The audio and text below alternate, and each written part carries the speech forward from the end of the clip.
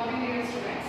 Yesterday, in the previous class, we have learned about the Christianity and what are the teachings of Jesus Christ and what are the principles of Christianity. Everything we have studied in the last class.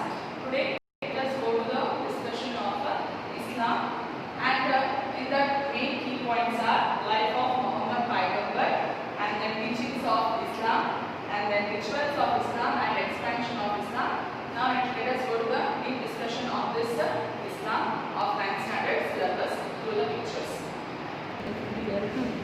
Good morning, dear students. Islam originated in Arabia. Arabia is a peninsula of West Asia. It is basically a desert which is not suitable for agriculture. Thus the Arabs migrated to fertile lands and settled in places where water was available. Such places were Mecca and Medina. In the beginning, Arabs worshipped many objects of nature. They worshipped stone, trees and streams as gods. In Mecca, the stone of Kaaba and other 360 idols were worshipped by them. This was considered to be one of the most important religious places. Kaaba, this is the second place for Muslims present in Mecca. Muslims offer their prayers every day facing towards Kaaba. The pilgrimage to this place is called as Hajj by them. Let us go to the life of Muhammad Paigambar. The founder of Islam, Muhammad Paigambar, was born in 570 CE at Mecca. His parents were Abdullah and Amina. He lost his parents during his childhood and was brought up by his uncle. He was a shepherd in the beginning and later started visiting Mecca and Syria for business purpose. In Mecca, he was introduced to a rich widow by name Khadija and was employed by her. Later, he married her. They had 2 sons and 4 daughters. When Muhammad traveled to different places for textile business, he was impressed by the simplicity and monotheism of Christianity and Jewish religions. He thought that this was better than the polytheism of Arabs. He started meditating deeply for long hours on Mount Hira to find remedies for the social and cultural shortcomings of Arab people. After Paigambar achieved enlightenment, he was called as a messenger of the God by the people. Soon his principles became very popular among people and many became his disciples. When he was in deep meditation, he used to share his messages with his disciples. They were considered as the messengers of the God by his followers. Such collection of messages were compiled and published later. This is known as the Holy Book of Quran. Later, Paigambar started preaching his principles in Mecca. When Paigambar opposed polytheism strongly, the enraged people of Mecca conspired to murder him.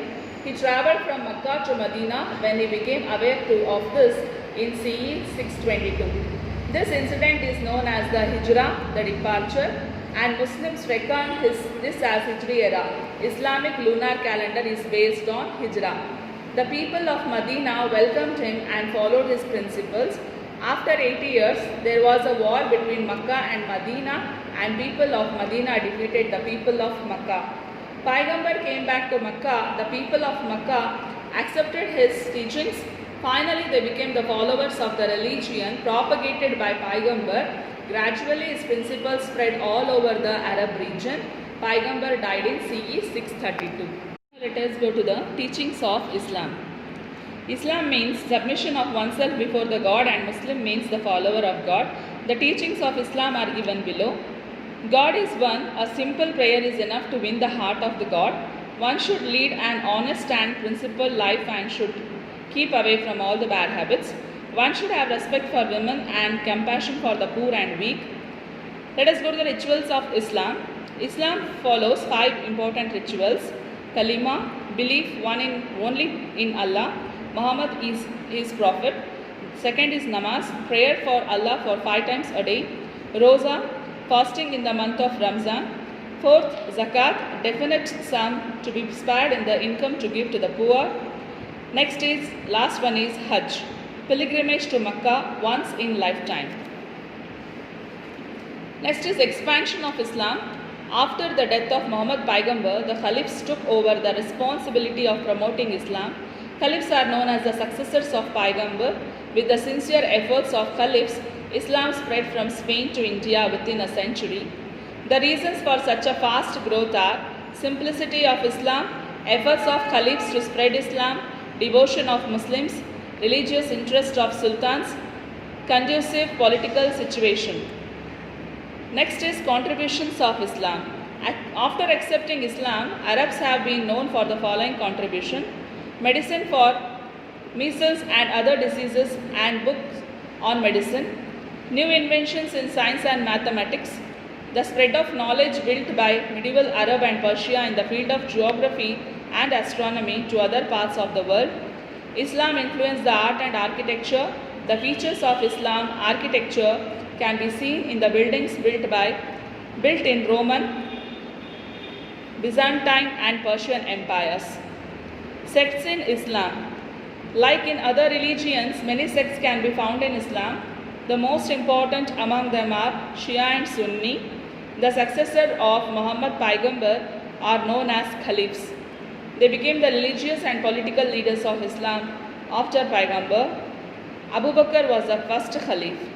So dear children, we have understood the meaning of Islam, the life of Paigambar, teachings of Islam, rituals of Islam, expansion of Islam, contribution of Islam and sects in Islam. So this was a deep explanation of the lesson Christianity and Islam. Tomorrow let us go to the second lesson of Islam. Thank you for watching.